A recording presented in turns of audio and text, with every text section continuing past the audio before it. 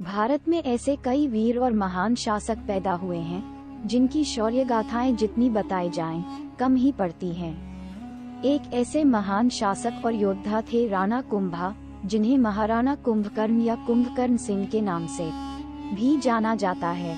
वर्ष 1433 से 1468 तक वह मेवाड़ के राजा थे। युद्ध के अलावा राणा कुंभा को अनेक दुर्ग और मंदिरों के निर्माण के लिए भी इतिहास में याद किया जाता है। उनका स्थापत्य युग स्वर्ण काल के नाम से जाना जाता है। चित्तौड़ में स्थित विश्व विख्यात कीर्ति स्तंभ की स्थापना राणा कुंभा ने करवाई थी।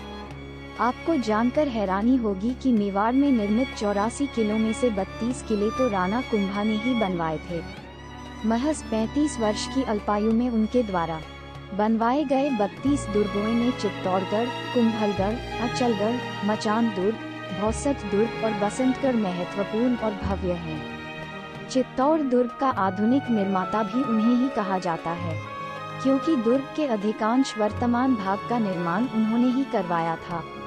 दुनिया की दूसरी सबसे लंबी दीवार जिस किले के बाहर मौजूद है, उसका निर्माण भी राणा कुंभा ने ही करवाया था।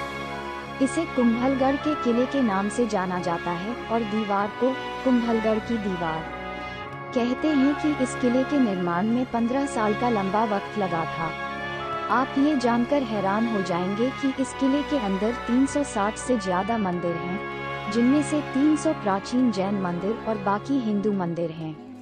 राणा कुंभा कितने ताकतवर शासक थे, इसका अंदाजा आप इसी बात से लगा सकते हैं कि वो आमेर और हाड़ौती जैसे ताकतवर राजघरानों से भी टैक्स वसूला करते थे। हालांकि राणा कुंभा एक उदारवादी शासक भी थे। कहा जाता है कि वह अपने राज में जहां कहीं भी लोगों को प्यास से परेशान देखते थे, वहां पर तालाब खुदवा देते थे। उन्होंने अपने शासनकाल में बड़ी संख्या में तालाबों का निर्माण करवाया था। राणा कुंभा का इतिहास केवल युद्धों में विजय तक ही सीमित नहीं थी, बल्कि उनकी रचनात्मकता भी आश्चर्यजनक थी।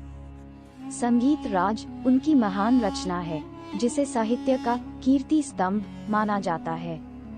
कुछ इतिहासकारों के मुताबिक राणा कुंभा ने कामसूत्र जैसा ही एक ग्रंथ भी लिखा था। साथ ही खजुराहो में जिस तरह की मूर्तियां हैं, उसी तरह की मूर्तियां उन्होंने अपने राज में भी बनवाया था। दोस्तों, इस वीडियो में इतना ही। मेरे तरफ से आप सभी को हैप्पी होली।